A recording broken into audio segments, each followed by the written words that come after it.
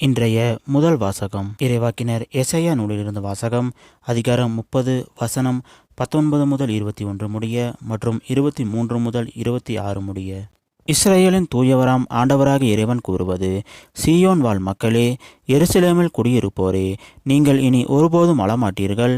அவர் உங்கள் மேல் திண்ணமாய் அருள் கூறுவார். நீங்கள் கூப்பிடும் குரலுக்கு செவி சாய்த்து உங்களுக்கு மறுமொழி அளிப்பார். என் தலைவராகிய உங்கள் போதகர் உங்களுக்கு துன்பமெனும் அப்பத்தையும் ஒடுக்குதல் எனும் நீரையும் கொடுத்திருந்தாலும் இனி தம்மை மறைத்து கொள்ள மாட்டார்.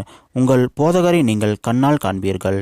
நீங்கள் வலப்புறமோ இடப்புறமோ எப்பக்கம் சென்றாலும் இதுதான் வழி, இதில் நடந்து செல்லுங்கள் என்னும் வார்த்தை பின்னிலிருந்து உங்கள் செவிகளில் ஒலிக்கும். நீங்கள் நிலத்தில் விதைத்துள்ள விதை மீது ஆண்டவர் மழை பொழிவார். நிலத்தின் விளைவான உணவு செழுமையாகவும் மிகுதியாகவும் இருக்கும். அந்நாளில் உன் மந்தை பரந்த மேய்ச்சல் வெளியில் மேயும். முரத்தாலும் சுளகாலும் தூற்றப்பட்டு சுவையூட்டப்பட்ட தீனியை நிலத்தை உழும் காளைகளும் கழுதைகளும் தின்னும்.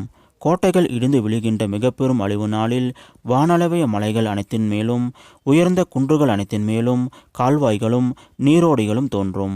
ஆண்டவர் தம் மக்களின் முறிவுகளை கட்டி தாம் அடித்து ஏற்படுத்திய காயங்களை குணமாக்கும் நாளில் நிலவின் ஒளி கதிரவன் ஒளி போலாகும். கதிரவன் ஒளி 7 பகல்களின் ஒளி ஒன்று திரண்டால் போல் 7 மடங்காகும். இது ஆண்டவர் வழங்கும் அருள்வாக்கு.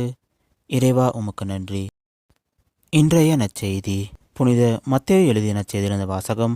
அதிகாரம் 9 வசனம் 35 முதல் அதிகாரம் 10 வசனம் 1 மற்றும் 6 முதல் 8 முடிய. அக்காலத்தில் இயேசு நகர்கள் சிற்றூர்கள் எல்லாம் சுற்றி வந்தார்.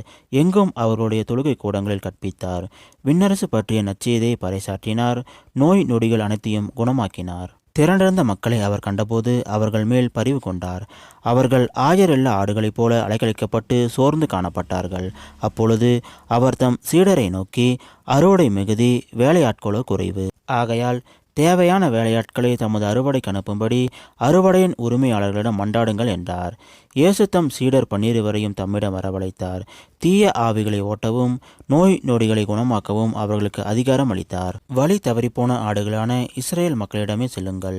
அப்படி செல்லும்போது விண்ணரசு நெருங்கி வந்துவிட்டது என பறைசாற்றுங்கள். நலம் குன்றியவர்களை குணமாக்குங்கள். இறந்தோரை உயிர் பெற்றல செய்யுங்கள். தொழுநோயாளரை நலமாக்குங்கள். பேய்களை ஓட்டுங்கள். கொடையாக பெற்றீர்கள், கொடையாகவே வழங்குங்கள். இது கிறிஸ்து வழங்கும் நற்செய்தி. கிறிஸ்துவே உமக்கு புகழ்.